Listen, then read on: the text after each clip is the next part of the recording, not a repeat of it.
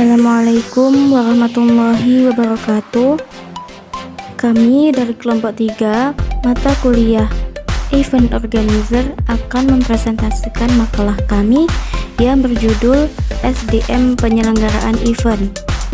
Makalah tersebut akan dipresentasikan oleh saya, Dewi Milarasada, Aprilia Eka Cahyani, Elin Anisadila, dan juga Dina Nur Mustafidah. Untuk materi selanjutnya, yuk kita simak videonya.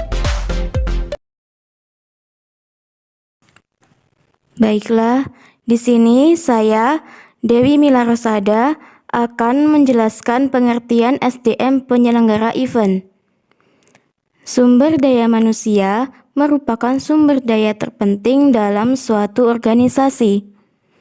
Dalam sebuah manajemen personalia, terdapat beberapa proses, yaitu perencanaan atau planning, pengorganisasian, pengarahan, pengendalian atas pengadaan tenaga kerja, pengembangan, kompensasi, integrasi, pemeliharaan, dan pemutusan hubungan kerja dengan sumber daya manusia yang mempunyai tujuan untuk mencapai sasaran perorangan, organisasi, dan masyarakat.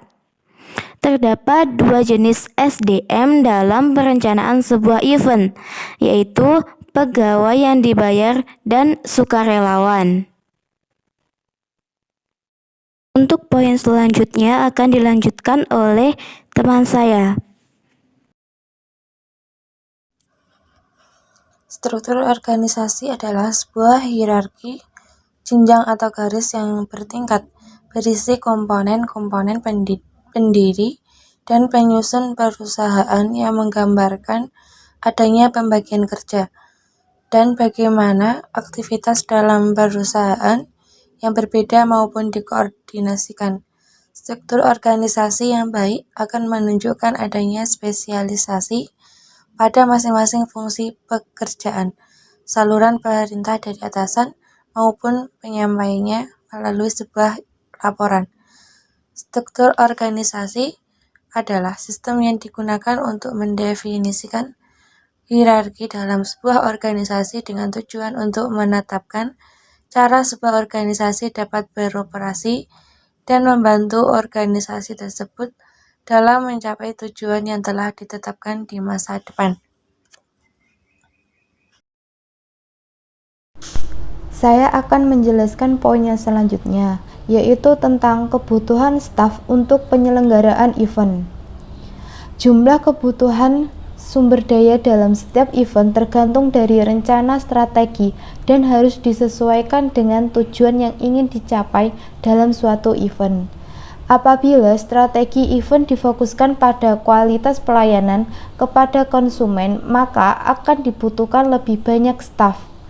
Setelah strategi dan rencana operasional disetujui, barulah membuat perencanaan untuk menentukan jumlah staf dan kriterianya untuk kesuksesan event tersebut. Menurut Gates dalam bukunya Aninur, manajemen event mengemukakan 3 langkah dalam menentukan jumlah dan kebutuhan staf pada penyelenggaraan sebuah event. Yang pertama yaitu memilih program dan rencana operasional ke dalam beberapa tugas pokok. Yang kedua, menentukan beberapa jumlah orang yang dibutuhkan untuk melakukan tugas tersebut. Dan yang terakhir yaitu membuat daftar orang-orang dan tenaga ahli yang tepat untuk membentuk tim yang kuat dalam penyelenggaraan event. Kemudian poin yang selanjutnya mengenai rekrutmen dan juga seleksi. Proses rekrutmen ini merupakan proses mencari, menemukan, mengajak, dan menetapkan sejumlah orang dari dalam maupun dari luar perusahaan sebagai calon tenaga kerja dengan karakteristik tertentu seperti yang telah ditetapkan dalam perencanaan sumber daya manusia. Hasil yang didapatkan dari proses rekrutmen adalah sejumlah tenaga kerja yang akan memasuki proses seleksi, yakni proses untuk menentukan kandidat yang mana yang paling layak. Proses pencarian pegawai untuk staf dan sukarelawan dimulai dengan membuat rencana. Rencana tersebut dibuat oleh bagian SDM pada EO, dijalankan sampai mendapatkan pegawai yang sesuai dengan kompetensi dan kriteria yang telah dibutuhkan sebelumnya. Perlu diingat bahwa tipe dan jenis event yang diselenggarakan akan mempengaruhi tipe sukarelawan yang dibutuhkan. Beberapa hal yang perlu diperhatikan dalam melaksanakan proses pengadaan pegawai untuk event yaitu 1. Biaya. Diperlukan biaya yang tidak sedikit berdasarkan ukuran event dan keperluan pegawai dengan kompetensi tertentu. Yang kedua, ada sukarelawan. Mereka tidak mendapatkan bayaran atas peran sertanya dalam event, tetapi mereka akan mendapatkan fasilitas. Materi selanjutnya yaitu teknik untuk membangun tim bagi sukarelawan.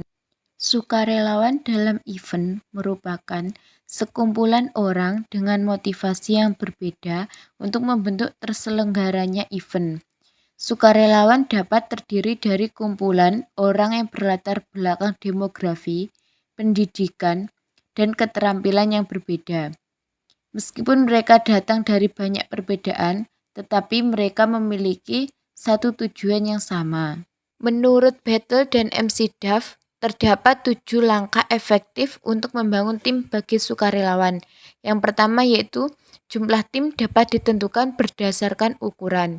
Yang kedua, tim diberikan pelatihan sesuai dengan bidang keterampilan yang akan dihadapi. Yang ketiga, sukarelawan dan staf saling memberikan semangat. Yang keempat, membangun komunikasi secara vertikal dan horizontal. Yang kelima, staf dan sukarelawan mempunyai tanggung jawab yang sama. Yang keenam, setiap anggota tim menerima penghargaan atas keberhasilan tugas yang diberikan. Yang ketujuh yaitu penyelenggaraan event organizer mempromosikan sukarelawan sebagai tim dan melihat mereka sebagai partner.